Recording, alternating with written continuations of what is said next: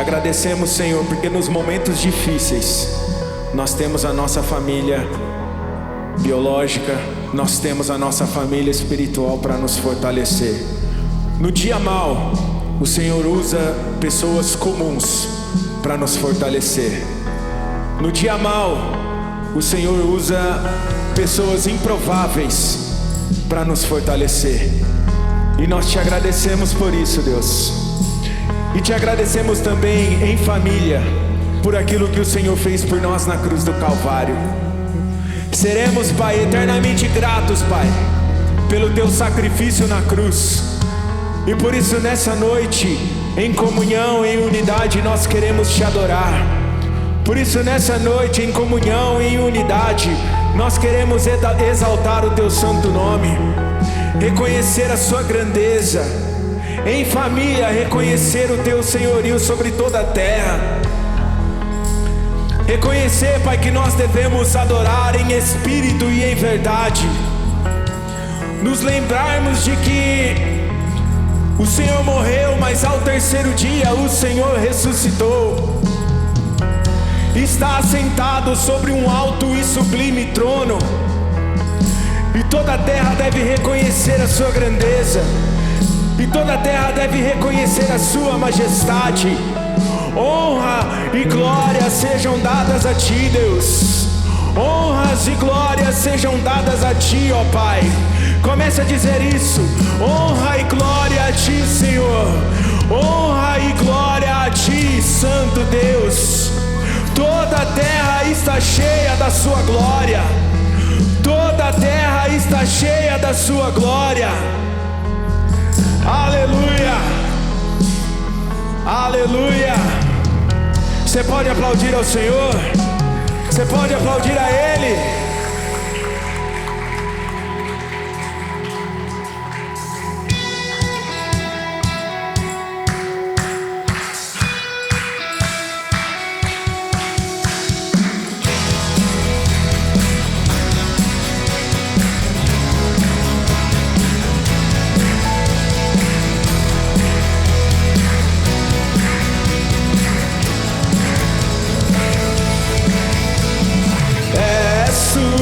Única razão da minha adoração, ó Jesus. És tu, única esperança que anelo ter, ó Jesus. Confiei em ti, fui ajudado. Tua salvação tem me alegrado. Hoje há gozo em meu coração, com meu canto te louvarei. Vamos juntos! Te louvarei, te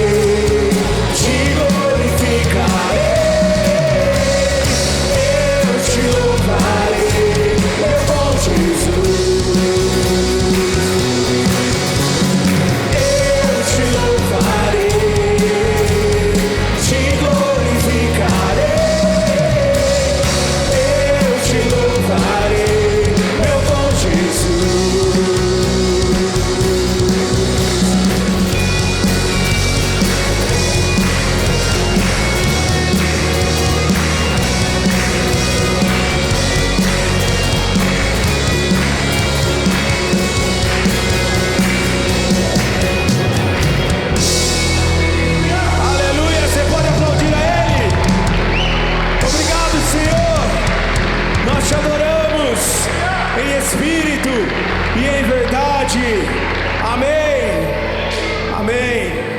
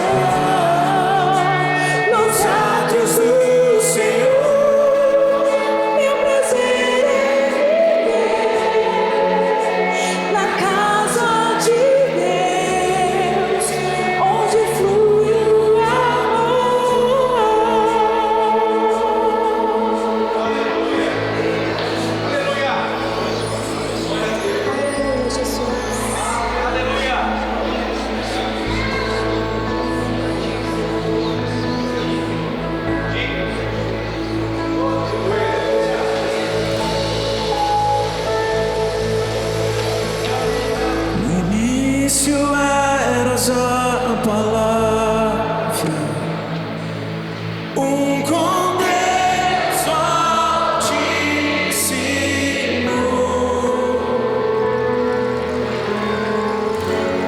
o mistério de tua glória, Cristo em ti se revelou. Oh, quão lindo esse nome é!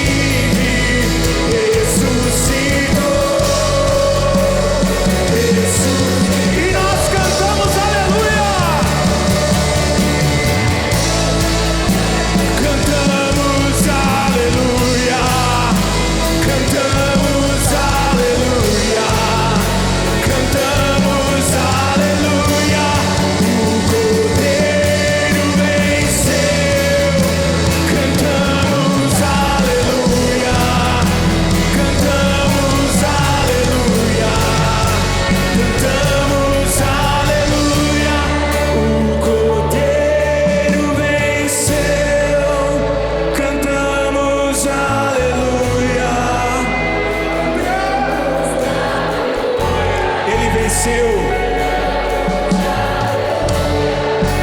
Você pode erguer sua voz e cantar. Cantamos aleluia.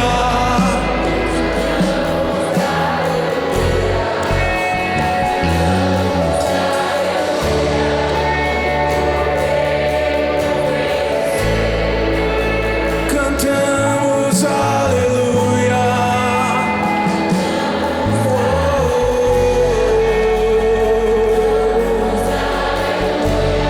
O Cordeiro venceu. O Cordeiro venceu. O Cordeiro venceu. Venceu a morte por mim e por você. O Cordeiro venceu. O Cordeiro venceu. E hoje somos livres. O Cordeiro venceu.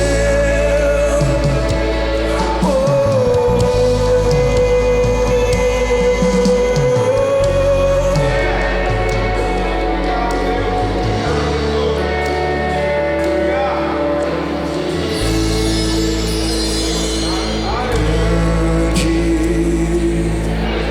é o Senhor e muito digno de louvor. Na cidade do nosso Deus, seu santo monte, a alegria de toda a terra.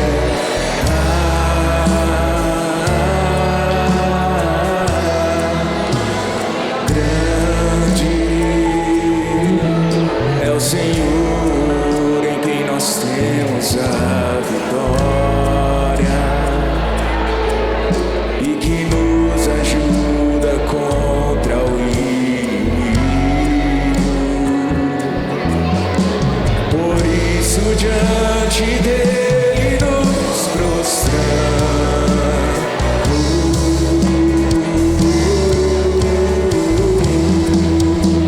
Queremos o teu nome engrandecer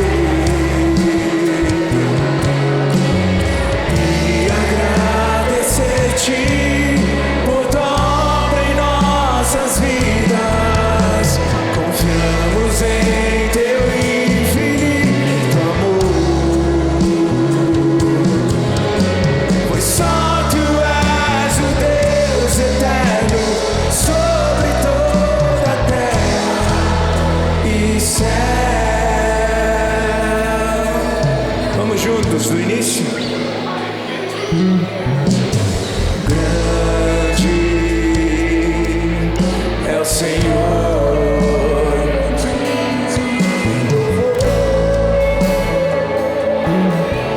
Na cidade do nosso Deus, seu santo monte, a alegria de toda a terra.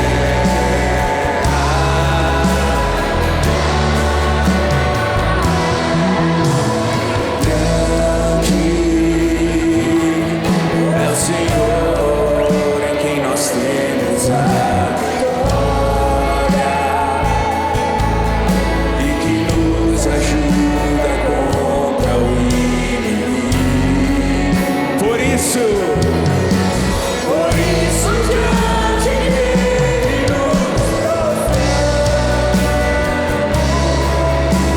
Você pode erguer suas mãos em gratidão a Ele. Queremos o teu nome engrandecer e agradecer-te por tua obra em nossas vidas. Confiamos em teu infinito amor, pois só tu és o Deus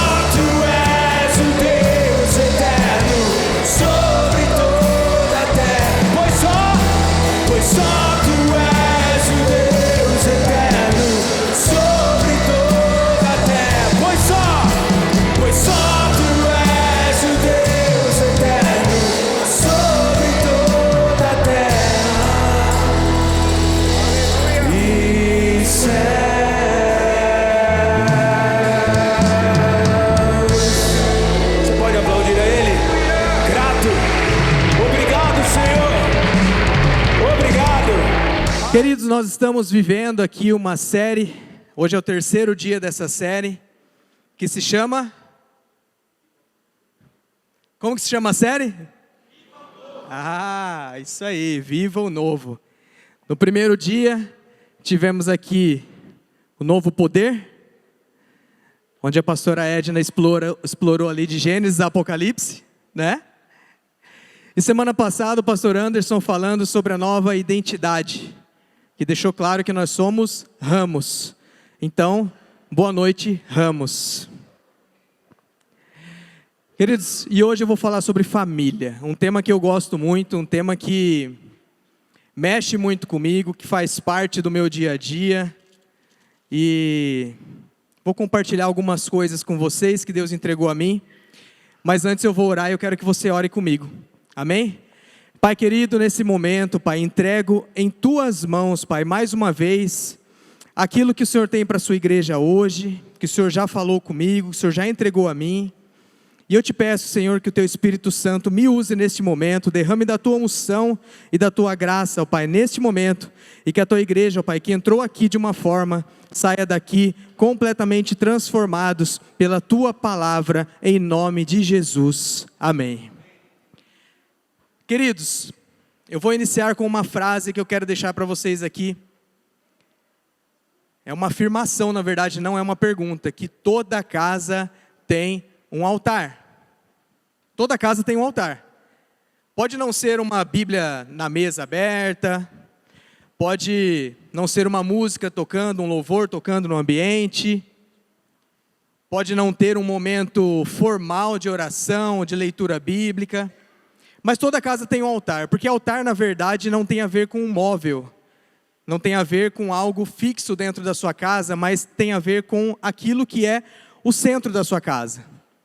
Aquilo que governa as suas decisões, aquilo que consome mais tempo, aquilo que consome mais energia na sua casa, aquilo que molda o clima da sua casa. Este, na verdade, é o altar da sua casa. E o altar da sua casa, ele não tem microfone. Ele não tem microfone, mas ele tem rotina, ele tem exemplo, ele tem amor, tem perdão, tem oração. Isso é profundo demais quando nós pensamos nisso, porque que tipo de altar está levantado sobre o seu lar? Que tipo de altar está sendo levantado quando você se reúne com a sua família? Não é um palco bonito como este, com essa iluminação. Na sua casa não tem isso, essa iluminação, não tem transmissão no YouTube, não tem no Instagram, não é isso. Mas tem rotina, e a rotina é um discipulado, silencioso, mas é um discipulado. Tem um exemplo que é a teologia na prática. Tem amor, tem perdão, tudo isso está acontecendo no seu lar. E o que você tem colocado como altar? O que você tem colocado como aquilo que rege as decisões da sua casa? E estar na mesma casa não quer dizer que está todo mundo indo para o mesmo lugar. Isso não quer dizer nada. Sabe por quê? Porque não basta todo mundo estar no mesmo barco. Todo mundo tem que remar para a mesma direção, concorda? Concorda? Todo mundo tem que remar para a mesma direção. E muitas vezes a família está debaixo do mesmo teto, o teto sendo o nosso barco, mas cada um está indo para uma direção. O casal está ali, mas cada um com um mapa. Cada um buscando um caminho, cada um buscando uma coisa. As crianças estão ali só pela misericórdia. Que tipo de altar está sendo levantado na sua casa? E não adianta chamar Cristo para dentro do barco se você continuar remando para o lado errado. E muitas vezes nós oramos e falamos: Senhor, entra na minha casa. Tem a música, né? Entra na minha casa. Aí Jesus vem, Jesus mostra o caminho, aponta a direção e você continua remando para o lado errado. Não adianta. Porque é Deus quem conduz o barco. Mas você tem que remar. E remar na direção que Ele te mandou remar. E a nossa série que chama Viva o Novo, fala muito sobre isso. E viver o novo não é apenas você mudar a forma de falar, o discurso, não tem a ver com isso. Mas tem a ver com mudar de direção. Hoje nós vamos falar sobre uma nova família. E a nova família não tem a ver com um padrão, não tem a ver com propaganda de margarina, né? Quem aqui é dos anos 90 vai lembrar, né? Eu nem lembro que margarina que era. Qual? Claybon, era essa? Tá vendo? Era aquela família perfeita. Doriana, era essa? Ó, tá vendo? Eu era muito criança nessa época, eu não lembro. Mais ou menos. Mas uma nova família não tem a ver com isso, não tem a ver com um padrão que o mundo colocou, não tem a ver com isso. Tem a ver com decisão, tem a ver com posicionamento, tem a ver com ajuste de rota, tem a ver com aquilo que é o centro da sua vida, o centro da sua casa. Você precisa definir qual é o altar que está na sua casa. E se não é o altar correto, hoje é o dia de buscar o perfeito altar. Você vai ler muito a Bíblia comigo hoje, eu já quero que você abra em Josué. Josué é uma das histórias que eu mais gosto. Nós vamos falar um pouquinho sobre Josué capítulo 24. E Josué aqui nesse trecho, praticamente ele diz isso. Ele vira para os chefes das tribos ali, nós vamos ler aqui mais no detalhe, mas ele diz: escolham hoje qual altar vai governar as suas casas. Foi isso que ele disse. E nós vamos para Josué 24 e você vai ler comigo, tá? Nós vamos fazer uma leitura aqui. E você deixe sua Bíblia aberta porque você vai ler bastante hoje, amém? Todos acharam Josué 24? Amém? Versículo 1. Então Josué reuniu todas as tribos de Israel em Siquém. Convocou também os líderes, os chefes, os juízes, os oficiais de Israel, e todos vieram e se apresentaram diante de Deus. Queridos, vamos dar uma pausa aí. Para começar o lugar.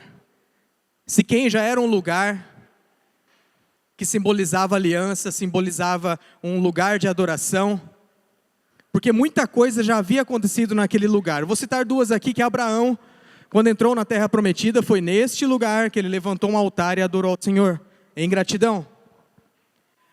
Posterior a isso, Jacó, quando ele enterra os ídolos e se posiciona e decide que a partir daquele dia sua família serviria ao Deus de Israel, ao Deus verdadeiro, foi também neste lugar. E Josué convoca as autoridades justamente para esse lugar, porque algo importante iria acontecer ali. Então o lugar já estava pronto para algo eterno. Ele chamou aqui chefes, juízes, oficiais, pessoas importantes. Se nós trouxéssemos para os dias de hoje, viriam o presidente, o governador, os senadores, autoridades, delegados, autoridades da nossa nação para essa reunião. Mas não era uma reunião administrativa, uma reunião para discutir algum tema, não. Aqui diz,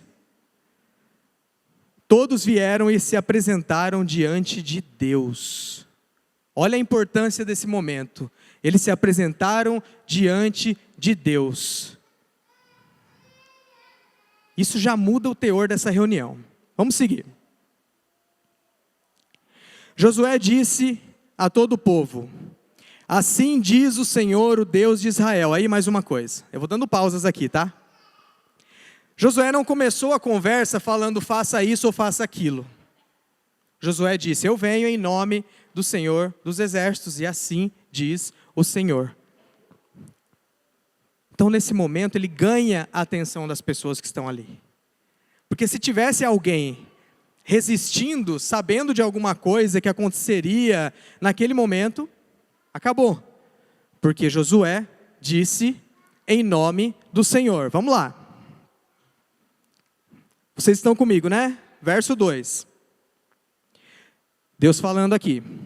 Muito tempo atrás, seus antepassados, incluindo Terá, pai de Abraão e de Naor, viviam além do rio Eufrates e serviam a outros deuses. Mas eu tirei seu antepassado Abraão da terra além de Eufrates e conduzi Abraão e conduzi a terra de Canaã. Dei-lhe muitos descendentes por meio de seu filho Isaque. A Isaque dei Jacó e Esaú.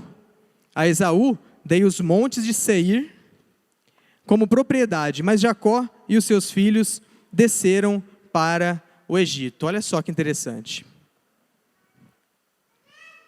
A primeira coisa que Deus diz aqui, faz eles lembrarem, é que além do rio Eufrates, além do rio, em outro tempo, eles serviam a outros deuses. E aqui já quebra aquela ideia de que o povo de Deus sempre foi bonzinho. Não.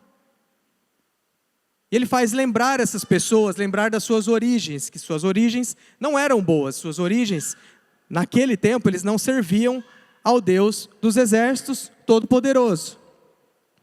Porque a origem humana, ela é confusa, ela é idólatra, ela é quebrada. Mas a origem do povo de Deus é graça. Então Deus está dizendo assim, ó, vocês não começaram comigo por mérito, eu fui buscar vocês. Eu que fiz. E nesse momento Deus faz eles se lembrarem de onde eles vieram, buscando suas origens. Uma geração fraca é aquela que não lembra de onde veio. É uma geração que se esquece do que Deus fez no passado e está desfrutando algo hoje e nem se lembra mais disso.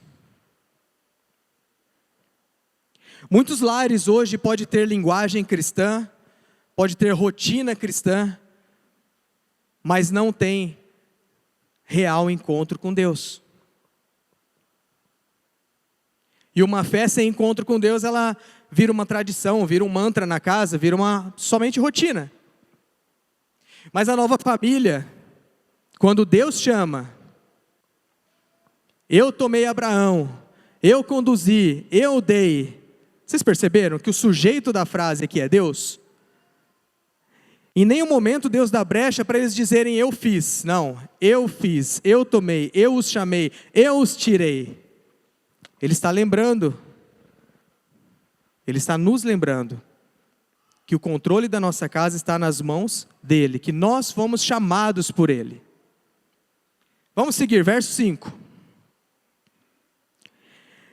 Então enviei Moisés, olha Deus de novo falando, eu enviei. Enviei Moisés e Arão e lancei pragas terríveis sobre o Egito. Depois tirei vocês de lá. Quando tirei seus antepassados do Egito e eles chegaram ao Mar Vermelho, os egípcios os perseguiram com carros de guerra e cavaleiros. Seus antepassados clamaram ao Senhor e eu coloquei escuridão entre os israelitas e os egípcios. Fiz o mar desabar sobre eles e os afoguei. Vocês viram com seus próprios olhos o que eu fiz contra os egípcios. Depois, vocês viveram muitos anos no deserto. Aqui mais uma vez, Josué aqui, ele foi cirúrgico nessa lembrança. Porque quando a gente volta para o Egito, esse povo sofreu demais no Egito, foram séculos. Não foi 1 ano, 2 anos, 3 anos, foram 400, é muito tempo. Esse povo sofrendo no Egito, vivendo desgraça, vivendo, trabalhando sem nem mesmo existir. Eles não eram tratados como gente, como pessoas. E aqui mais uma vez volta na origem e Deus diz que Ele os resgatou, que Ele cuidou dos egípcios, que foi Ele quem abriu o mar, foi Ele quem salvou o povo, foi Ele quem esmagou os egípcios no Mar Vermelho. Vamos para o versículo 11. Agora entram as batalhas. Quando vocês atravessaram o Jordão e chegaram a Jericó, os habitantes de Jericó lutaram contra vocês. como fizeram os amorreus, os ferezeus, os cananeus, os hititas, os girgazeus, os heveus e os jebuseus. Mas eu os entreguei nas mãos de vocês, enviei terror diante de vocês para expulsar os 2 reis dos amorreus. Não foram espadas nem arcos que lhe deram a vitória. Uma pausa aqui também. Mais um milagre que aconteceu, e aqui Deus, através de Josué, deixa claro para eles. Porque o que é comum quando você sai de uma guerra? Você celebrar a espada, a arma que venceu, você celebrar o seu próprio braço, a sua estratégia, aquilo que você fez junto com o time, isso é comum. Mas aqui Josué diz, não foi por espadas, foi Deus quem deu a vitória, e não foi uma, hein? Vocês viram aqui que foram várias, e Deus continua dizendo, eu fiz, fui eu que fiz, fui eu que te dei, fui eu que te chamei. Deus estava à frente daquele povo. E agora o verso 13, eu quero que você leia bem devagar comigo. Preste atenção. Eu lhes dei uma terra que vocês não cultivaram, e cidades que não construíram, as cidades onde agora habitam. Eu lhes dei vinhedos e olivais para alimentá-los, embora vocês não os tenham plantado. É isso que Deus está dizendo aqui, ó. Vocês estão colhendo coisas que não nasceram da sua competência. Aqui Deus deixa claro para eles que eles não fizeram nada. Tudo foi Deus. A vitória foi quem o chamou, foi quem resgatou, foi quem derrotou os inimigos, e foi Ele quem deu sustento, foi Ele quem deu as plantações, a cidade onde eles moravam. Só que eles haviam se esquecido disso. E posso te falar uma coisa? Eu tenho certeza que tem gente aqui vivendo, desfrutando de alguma bênção, de orações que fez lá no passado, mas não se lembra, e não agradece. Mas você já está desfrutando.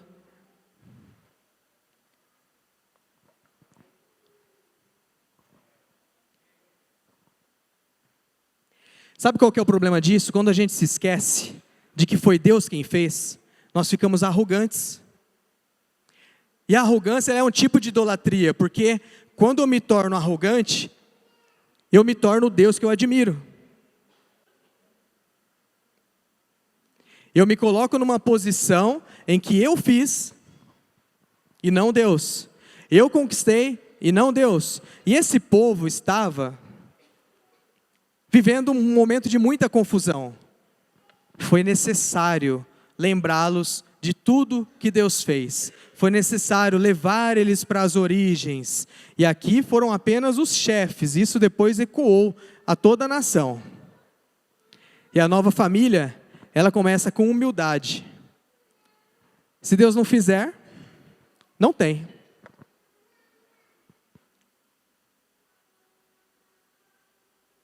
Verso 14. Está me acompanhando? Quem está comigo? Deixa eu te falar uma coisa antes. Eu não estou falando isso para que você se acomode e espere tudo de Deus. Você tem que sair do seu lugar e agir. Porque como eu disse, Deus quem conduz o barco, mas você tem que remar. Amém? Você está entendendo, né? O que eu estou querendo dizer é que a sua dependência não pode ser do seu braço, não pode ser da sua competência, e sim do Deus Todo-Poderoso que te criou e conduz a sua vida. Verso 14. Portanto, temam o Senhor e sirvam-no de todo o coração. Lancem fora os ídolos que seus antepassados serviam, quando viviam além do Eufrates e no Egito. Sirvam somente ao Senhor. 15. Mas se vocês se recusarem a servir ao Senhor, escolham hoje a quem servirão. Hoje. Escolherão servir aos deuses aos quais seus antepassados serviam além do Eufrates? Ou os deuses dos amorreus, em cuja terra vocês habitam? dá uma pausa. Porque a próxima frase foi o que mudou esse discurso de Josué. Preste atenção. Bem famoso, por sinal. Quanto a mim, eu e minha família serviremos ao Senhor. Aqui é onde Josué se posiciona. Ele se posiciona como sacerdote do lar e ele bate no peito e fala assim: a minha casa, eu e minha família serviremos ao Senhor. Eu não sei o que vocês vão fazer. Eu só estou aqui para trazer uma palavra de Deus para vocês e dizer qual foi a minha decisão. A minha decisão é que eu e minha casa serviremos ao Senhor. Naquele momento, ele foi o pastor da casa dele. Ele foi o sacerdote da casa dele. Ele se posicionou corretamente no lar dele. E você é o pastor da sua casa. Você. Não por título, mas por responsabilidade. Você foi incumbido para cuidar, para se posicionar em Deus diante dos seus, diante da sua casa. O coração do seu filho, da sua família, não pode ser discipulado por um algoritmo das redes sociais, do TikTok. Não terceirize a educação dos seus filhos, porque a casa vai colher isso. Aquela casa que só vive correndo atrasada, correndo atrás de compromissos, de uma agenda cheia, uma agenda legítima, com compromissos bons. Como que seus filhos recebem isso? Como que uma criança recebe isso? Tem psicólogos aqui.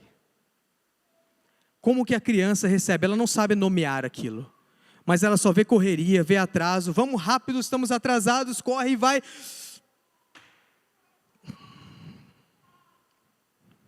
Essa conta chega. A criança que vive nessa correria que o mundo coloca, ela cresce e ela aprende que o mundo é perigoso, que o amor é ansioso, que a vida ela é instável. E quando ela cresce, ela quer controlar tudo. Ela tem dificuldade de confiar, ela não consegue entregar sua vida para Deus. Então, para viver uma nova família, não basta você só mudar a sua agenda, mudar os seus compromissos. Você precisa colocar Jesus no centro da sua casa. Você acha que Josué não teve medo? O que ele disse ali foi muita responsabilidade. Foi muito difícil para ele fazer aquilo. E o medo ele sempre vem acompanhado de e se? Já parou para perceber isso? O medo ele sempre fala de possibilidades negativas do futuro, mas ainda nem aconteceu. O medo traz isso. Mas a fé bíblica vive convicções do presente. Então troque o e se por mesmo se, porque Josué fez isso. Mesmo se eles continuarem idolatrando, servindo outros deuses, mesmo se eles não me ouvirem, mesmo se eu perder a minha liderança aqui, não tem problema, eu e minha casa serviremos ao Senhor.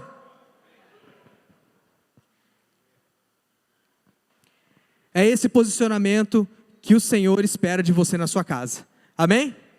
Verso 19. Então Josué advertiu o povo: vocês não são capazes de servir o Senhor, pois Ele é Deus santo e zeloso. Não perdoará a sua rebeldia e os seus pecados. Se abandonarem o Senhor e servirem outros deuses, Ele se voltará contra vocês e os exterminará, apesar de todo o bem que Ele lhes fez. Josué não estava querendo fazer ali um discurso motivacional, não era isso. Ele estava trazendo a realidade para aquele povo. Então aqui, parece desmotivador o que ele está falando, mas não. Esse trecho, ele está tendo misericórdia daquele povo, impedindo que aquele povo fizesse um voto ali, fizesse um compromisso, uma aliança por emoção. Não brinquem com Deus, porque servir ao Senhor não é só frase bonita. Compromisso com Deus tem um custo. A decisão de servir ao Senhor tem um custo. E ele não queria que aquele povo de forma emocionada, dissesse: estamos junto, estou contigo, vamos.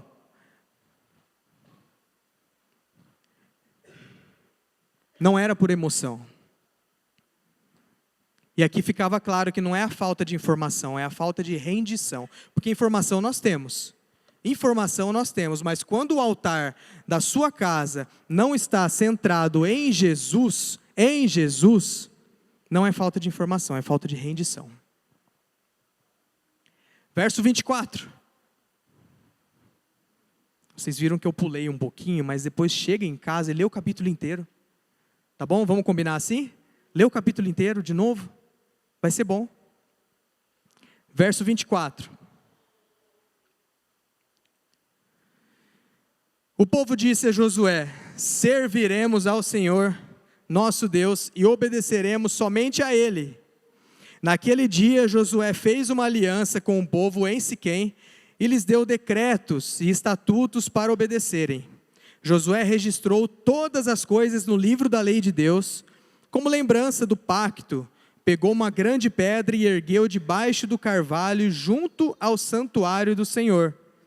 Josué disse ao povo, estou no 27, esta pedra ouviu tudo que o Senhor nos disse. Ela será testemunha contra vocês, se não cumprirem o que prometeram a Deus. Aqui, nós vemos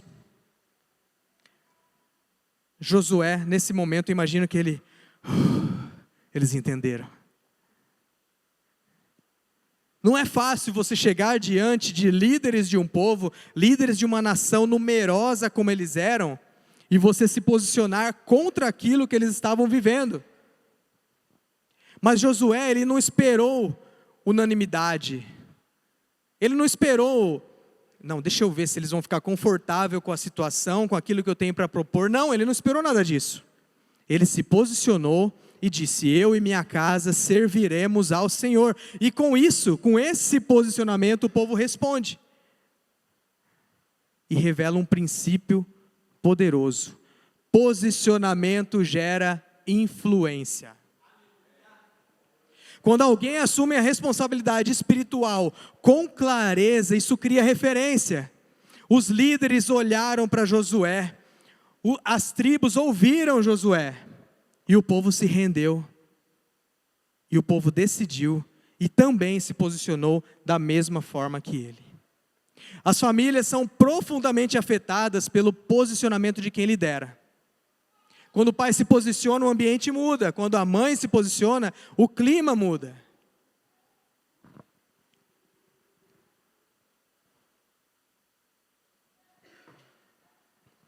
Josué não era perfeito, mas ele estava sendo coerente aqui. Amém? Aleluia. Depois ele levanta uma pedra e diz que aquela pedra, ele registra esse momento no livro. E ele diz que aquela pedra é um memorial. A pedra não ouviu, foi só uma forma aqui, mas a pedra não ouviu, né? Mas aquele era um local que quando o povo passasse ali por perto e visse aquilo, eles se lembrariam do que aconteceu naquele dia. E quando você se posiciona diante do seu lar, quando você se posiciona como líder da sua casa e coloca Jesus no centro, a rotina muda. A casa se reorganiza. E eu quero te pedir para você orar nos cômodos da sua casa. E pedir para que o Espírito Santo habite em cada cantinho da sua casa. Porque quando ele se manifestar, você vai passar naquele cantinho do cômodo e vai lembrar do que aconteceu ali. Vai ser como um memorial. No dia tal, eu estava aqui com a minha esposa e o Espírito Santo nos falou isso. No dia tal, meu filho, nesse sofá, foi batizado no Espírito Santo, começou a falar em línguas. No dia tal, eu estava aqui fazendo um churrasco no fundo de casa e o Espírito Santo desceu e acabou o churrasco, porque foi maravilhoso. Crie memórias espirituais na sua casa.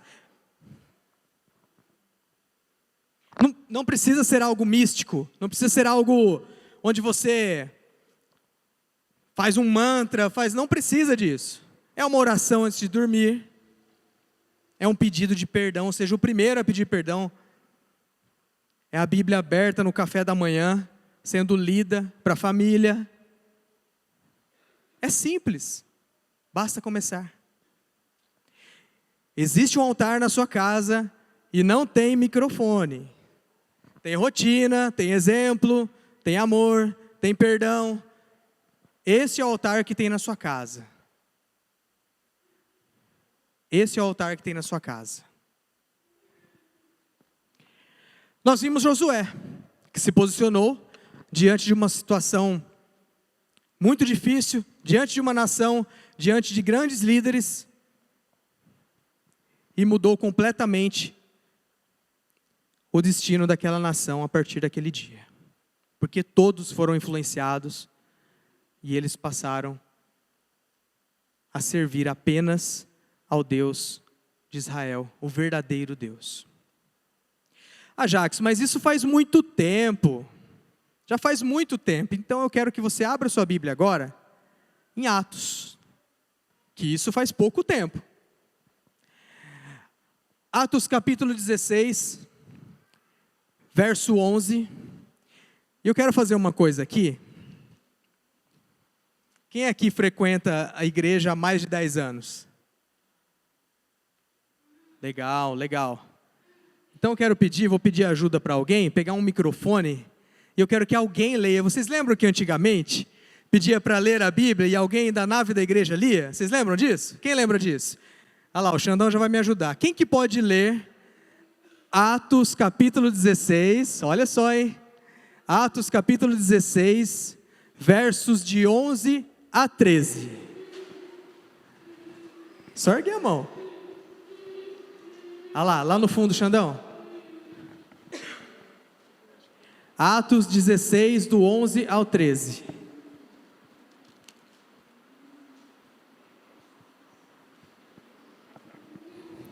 Portanto, partindo de Troade, navegamos diretamente para Samotrácia e no dia seguinte para Neápolis.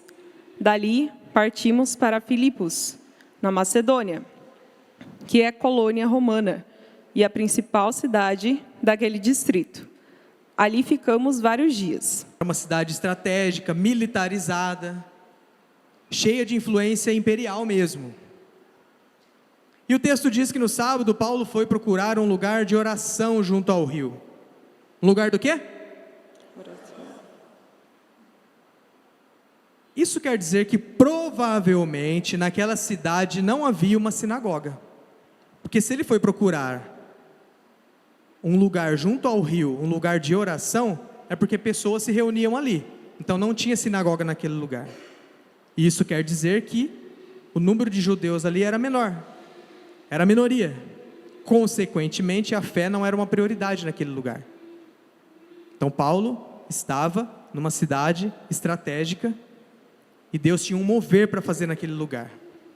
Isso já nos mostra que a nova família não depende de estruturas. Para viver uma nova família não depende de 4 paredes bonitas, bem feitas. Não, ele foi junto a um rio. Não tinha sinagoga ali. Amém? Verso 14, por favor. Uma das que ouviam era uma mulher temente a Deus, chamada Lídia, vendedora de tecido de púrpura, da cidade de Tiatira. O Senhor abriu seu coração para atender a mensagem de Paulo.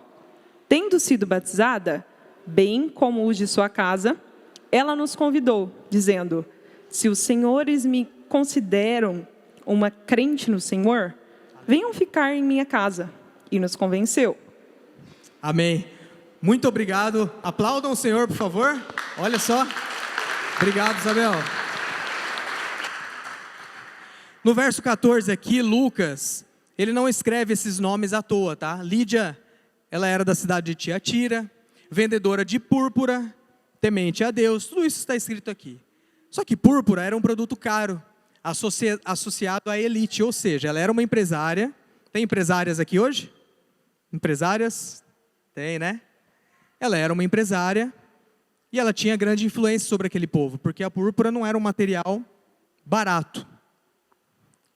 Mas o centro do verso não está aqui. Lucas descreveu quem ela era e o que ela fazia lá. Mas nós não estamos aqui para falar sobre o sucesso do negócio dela. O mais importante aqui foi que o Senhor lhe abriu o coração. O Senhor. Não foi o carisma de Paulo, não foi a oratória do Paulo, não foi as técnicas de comunicação dele, não teve nada a ver com Paulo. Foi o Senhor que lhe abriu o coração. Foi o Senhor quem fez o mover na vida dela naquele momento. A nova família, ela começa no coração. É de dentro para fora. E no verso 15 nós vemos que a fé dela não ficou só para ela, porque ela começou a reorganizar a sua casa. A casa dela, a sua família foi incluída nesse mover do evangelho que aconteceu ali com ela.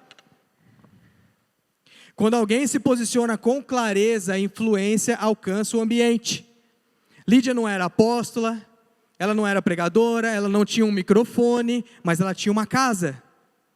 E ela transformou a casa dela numa base para o reino. E ela ainda se pôs à prova. Se realmente vocês entenderem que a minha conversão é real, venham para minha casa. Porque ela entendeu que aquilo que ela estava vivendo naquele momento tinha que chegar até a casa dela.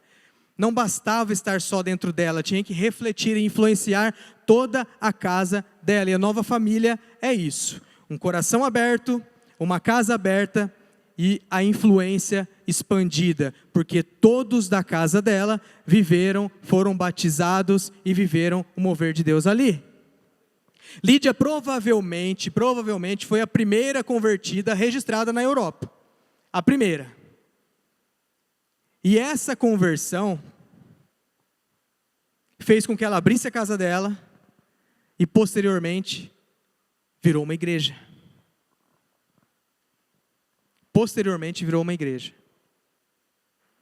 A nova família a qual estamos falando hoje aqui é um ambiente onde Cristo é o centro. Cristo é o centro. A casa de Lídia virou um altar. Não porque era uma casa bonita, porque tinha estrutura para receber as pessoas, não. Mas porque ela teve o coração transformado por Deus naquele momento. Talvez você não tenha chamado para subir aqui e falar com a igreja, talvez não, mas você tem uma casa, e lá é o seu território espiritual.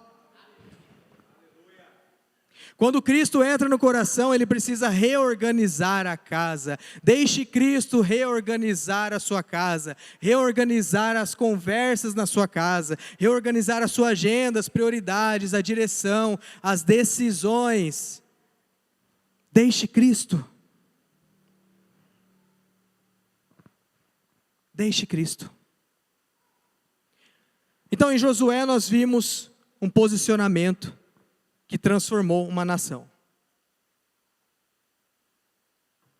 Em Atos nós vimos uma casa que se abriu e que depois se tornou uma igreja.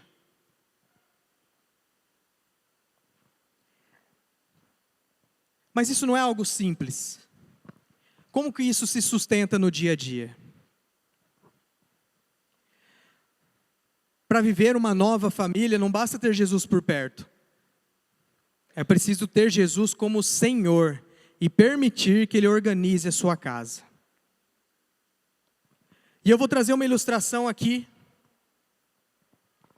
para falar um pouquinho dos papéis de cada um dentro de uma família, dentro de uma casa. A começar dos filhos. O papel dos filhos é amar e obedecer os pais. Não exija mais do que isso do teu filho. A obrigação do teu filho é amar os pais e obedecer aos seus pais. Efésios 6 diz: filhos, obedeçam a seus pais no Senhor, porque isso é o certo a fazer. Honre seu pai e sua mãe. Este é o primeiro mandamento com promessa. Se honrar pai e mãe, tudo lhe irá bem e terá vida longa na terra. Pais, você pode e deve ensinar muitas outras coisas para os seus filhos. Agora é para os pais e mães. Mas a única obrigação que eles têm é de amar vocês e de obedecer. Essa é a obrigação que eles têm. E se você anda preocupado com o futuro dele, com a carreira dos seus filhos, onde eles vão estudar, o que eles vão fazer, isso é legítimo. Mas se você está preocupado apenas com isso, preste atenção. Você está criando um cidadão maravilhoso, que vai direto para o inferno. Porque se ele não conhecer a Jesus, não adianta nada.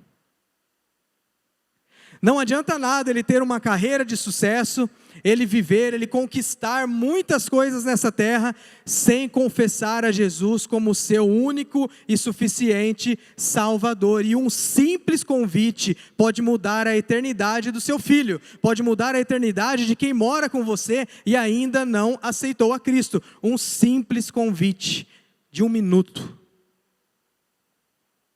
Pergunte para os seus filhos: você quer receber a Jesus como seu Senhor? É simples, faça isso, não espere isso acontecer aqui. Aqui é um ambiente onde está preparado para isso, mas a sua casa é também uma igreja. Você é o pastor da sua família, você é o pastor da sua casa. Se posicione e faça o convite para os seus filhos.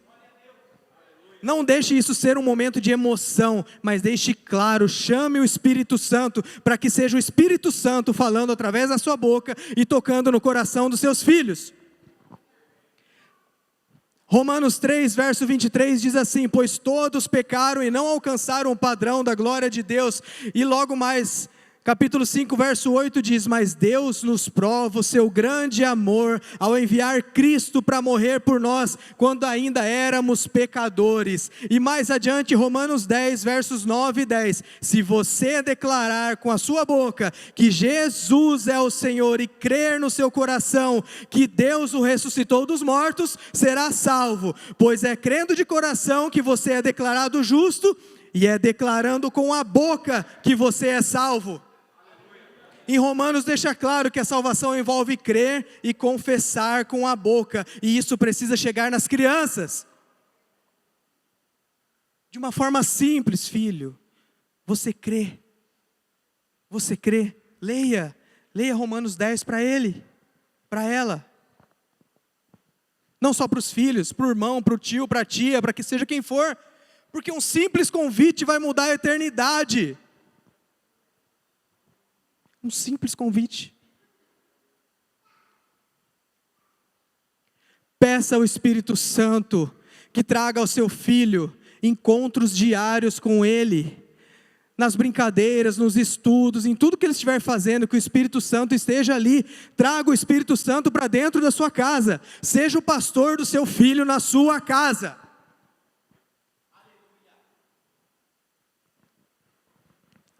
Aleluia. Agora as esposas.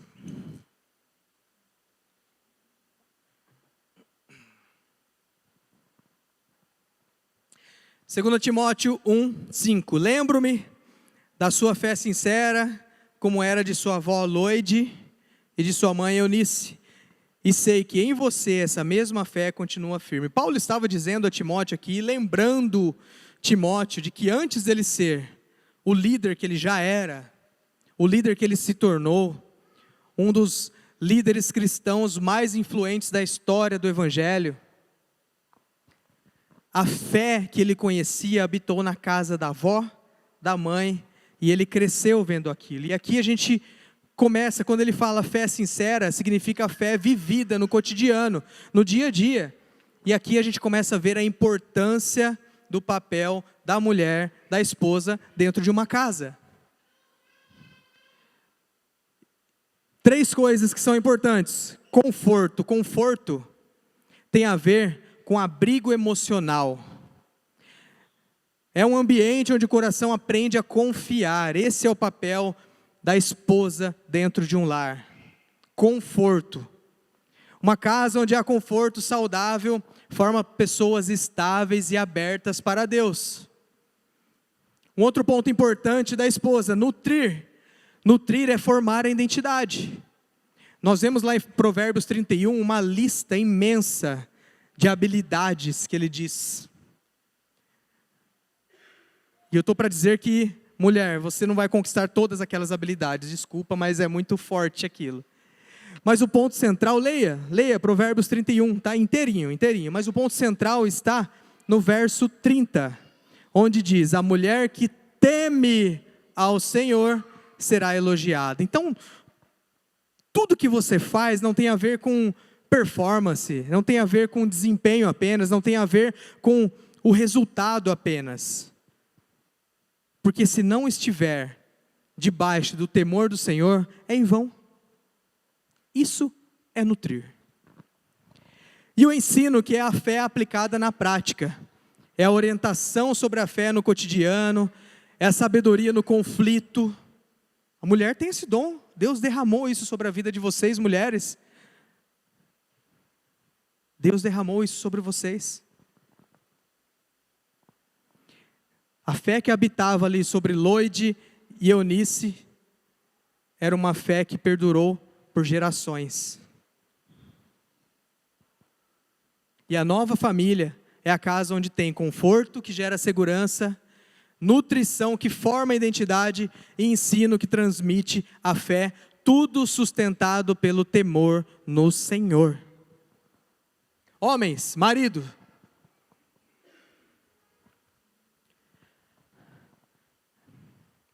versículo bem conhecido aqui em Efésios 5. Preste atenção, homens casados e os que vão casar aí. Maridos, ame cada um a sua esposa como Cristo amou a igreja. Ele entregou a vida por ela. Você, marido, tem coragem de entregar a sua vida pela sua esposa? Tem? Eu já estou com a minha mão erguida aqui, porque eu tenho. Você tem? Cadê os homens aqui? Vai ficar feio, hein? Ergue a mão, a esposa está do lado, hein?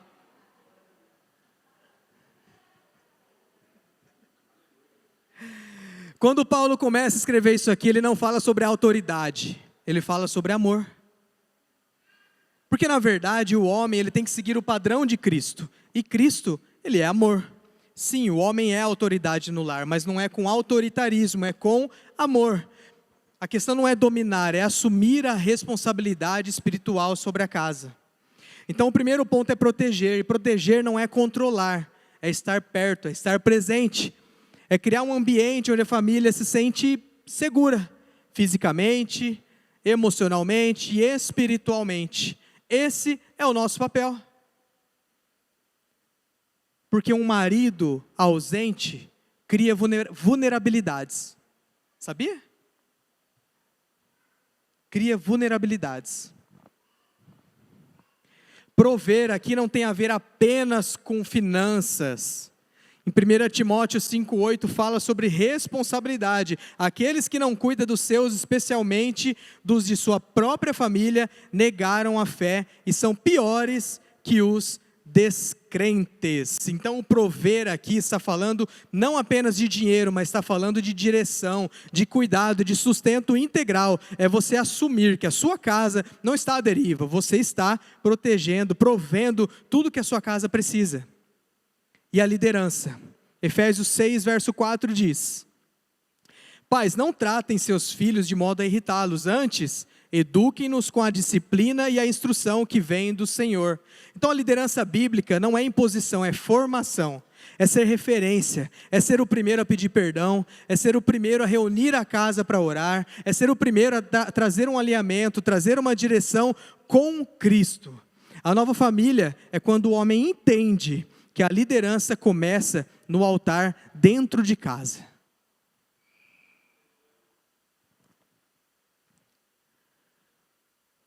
Nós vimos Josué se posicionando e mudando o destino de uma nação, com muita sabedoria.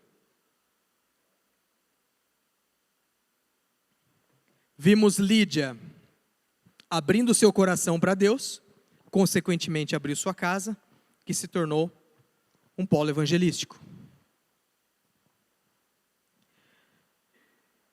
E agora, pode passar mais um? E agora, olhando aqui para essa ilustração, nós vemos esse guarda-chuva completo: marido, esposa e filhos. Está completo? O que você acha? Tem alguma coisa faltando aqui? Sim? Pode ir para o próximo. Nenhuma dessas partes funciona se não estiver debaixo da graça de Deus. Você pode mudar os hábitos da sua casa, você pode transformar a forma como você lidera a sua casa, mas sem Deus, isso vira apenas dicas de um coach, mais nada. Além disso, sua casa vai melhorar, com certeza, mas se não estiver debaixo da graça de Deus, a sua casa nunca vai ser tão próspera como deveria ser, porque você é filho do Deus vivo, o Altíssimo, e Ele está de braços abertos para entrar na sua casa e mudar o cenário da sua casa hoje.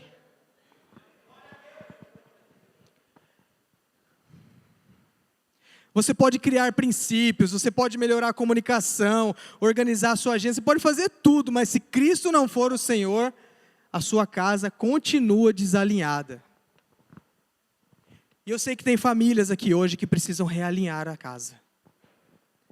Eu sei que tem famílias aqui que talvez esteja com o lar dividido, talvez esteja com o lar, com a rotina, com o discipulado falho dentro de casa e precisa se posicionar hoje.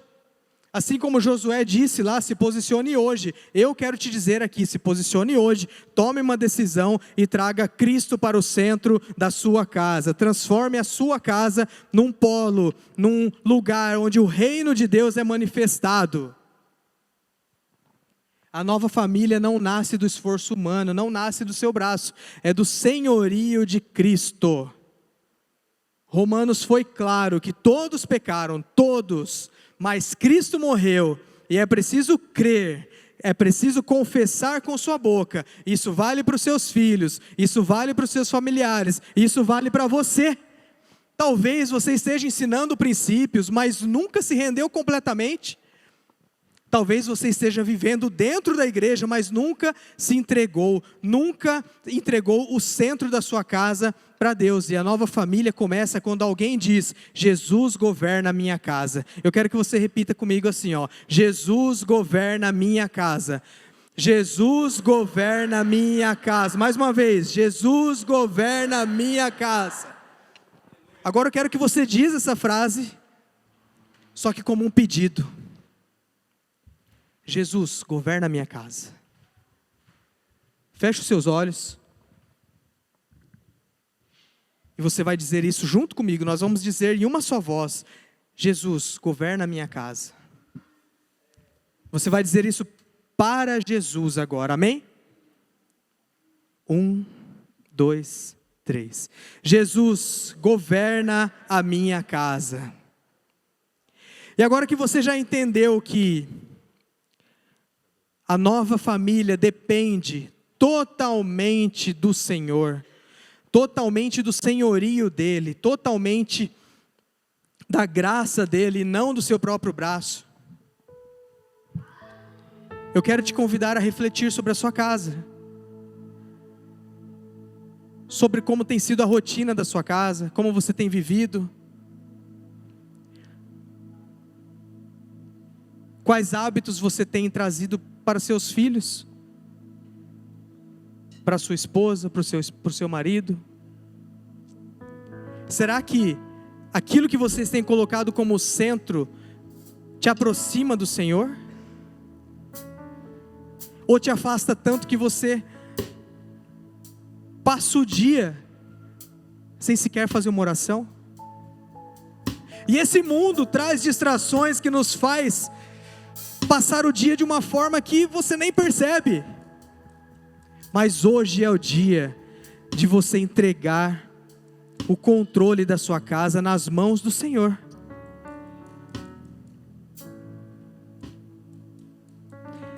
Eu não conheço todos aqui, e eu não sei o quanto você conhece a Cristo, mas hoje também quero convidar, se você nunca confessou ao Senhor como seu Salvador, como seu Senhor, Hoje é dia de decisão. Nós vamos orar aqui. E se você sente a necessidade de trazer Cristo para o centro do seu lar, eu quero te pedir para você orar comigo. Se você quiser, você pode vir aqui à frente, os pastores estarão aqui orando comigo. E você que nunca confessou Jesus como seu Senhor, também pode vir aqui. Fique de pé, pastor. Nós vamos orar. Pode vir. E a partir de hoje, nós gravamos isso numa pedra. Não foi só ali na câmera, ali não. Nós gravamos isso numa pedra. E todas as vezes que você passar em frente dessa igreja, que você passar pelo livro de Josué, você vai se lembrar que o centro da sua casa precisa ser o Senhor. Que o centro das suas decisões precisa ser o Senhor. E só assim você vai viver uma nova família. Não tem outra maneira. Amém?